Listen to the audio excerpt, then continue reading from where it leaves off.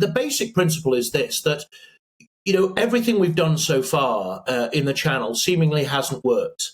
Returns agreements, the threat of Rwanda, if we ever get that off the ground, military cooperation in the channel, none of it has worked, and the numbers just seem to mount and mount. And the truth is that's because these gangs, the people traffickers, are running a business. And what they do is, if we change the nature of the game in the channel, all they do is lower their price or raise their price dependent upon the risk. So we have to find a way to create a certainty that nobody is able to cross. The only way we're able to do that is to have a situation where everybody who does cross gets immediately returned to France. Now, the question in your mind is, how do we persuade the French to accept those people in return?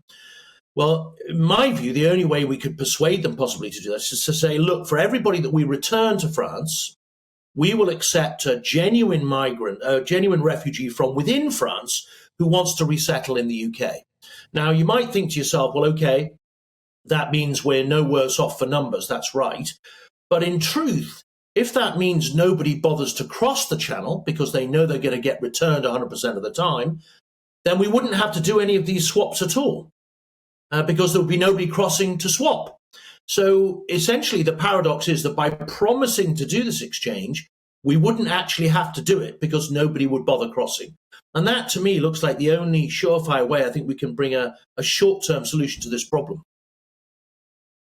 I understand the principle. I wonder how short-term it would be for that to start working. I would probably think that might be a longer-term solution. But when you say that we'd accept a genuine refugee, who decides whether they're genuine or not? Are these people who have already been granted asylum in France? Is that what you're saying? People who have been deemed, or would we be checking whether or not we thought they were a genuine refugee?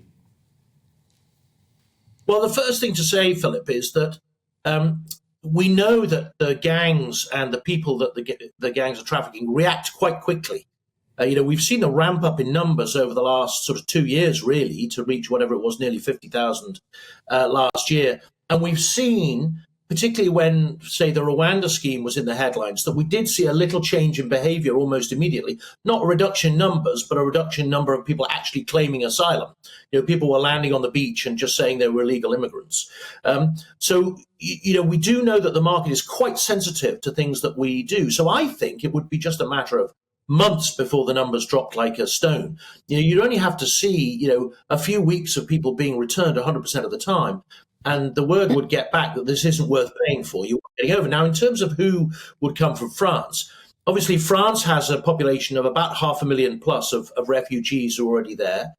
We could operate a scheme where people, would apply to be on the waiting list effectively, who wanted to come to the UK instead. And then we could take our time to vet and settle them in a much more controlled way than we currently do. So, you might say, well, we're picking up, we might pick up, say, 300 or 400, return 300 or 400.